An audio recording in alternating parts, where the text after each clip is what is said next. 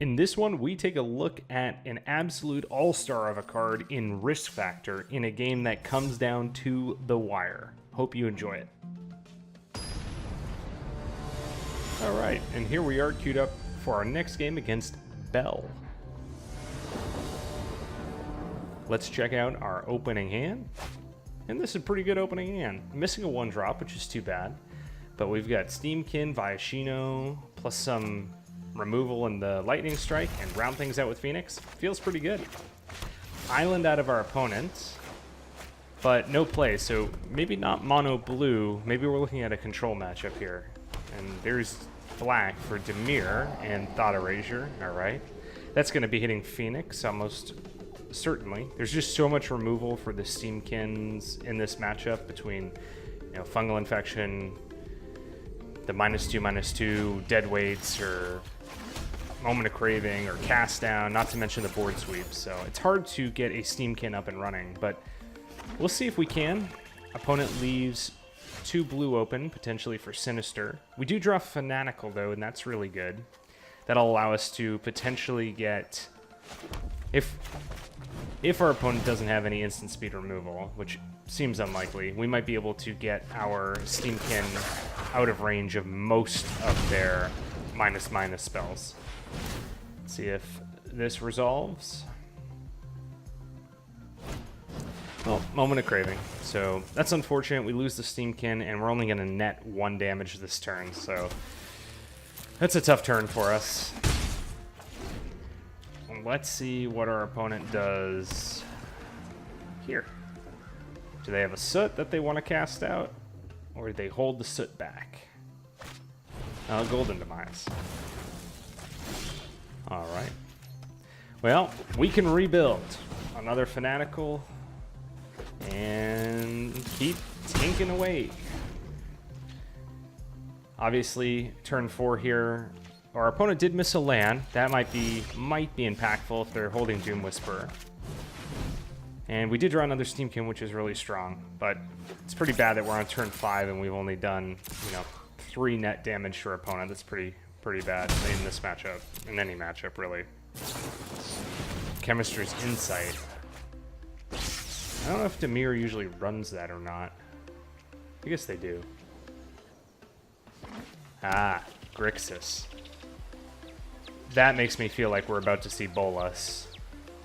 If our opponent was digging for red, then maybe they had Nickel Bolas in hand. Yep. Well, that really stinks. Now we have to go face with the Lightning Strike. See, if we had known that they were Grixis, we might have potentially played that a little bit different and not necessarily tap the Fanatical as a means to combo it with Lightning Strike to kill Bolas, but we thought they were Dimir. So Viashino to the face, and we get to swing in with Steamkin here. Unlikely that our opponent would take that block and give up the Bolas for the Steamkin and the Fanatical. Phyrexian Scriptures. So another board wipe, and it appears that our opponent is not planning on necessarily transforming Bolas, but is content to just smash us in the face. Unless they're playing this purely as from a removal perspective. And unfortunately, a total dead draw out of a mountain there. Well, we're going to lose the creatures anyway. Let's bluff a burn. I'm going to hold back Fanatical and bluff a Shock.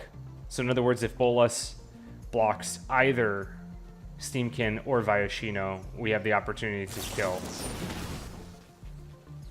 Well, cast down on the Steamkin, and that means our opponent intends to just take the 2. Yep. Okay. So I guess we got a little bit of value out of that little interaction. We forced a cast down so that our opponent was not taking the additional damage from Steamkin. Hopefully, the little mind game there had something to do with that. So an argument as to whether or not to play the mountain, I think we're going to play it because it gives us access to a few more of the spells in our deck, and hopefully we just don't hit a land here off the top. Syncopate. Man, this is going to be hard to recover from.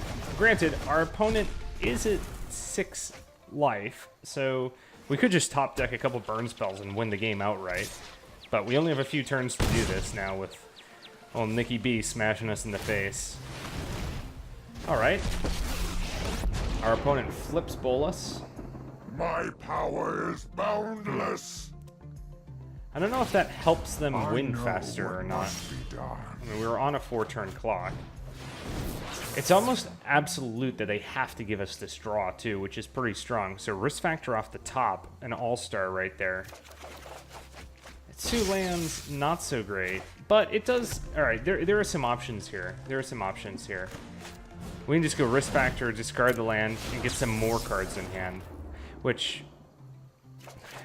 maybe should have waited to do that. Also, the threat of more counter magic, you know, it's probably 6 one way, half dozen the other. And we do get to get the Gitu out on the board here.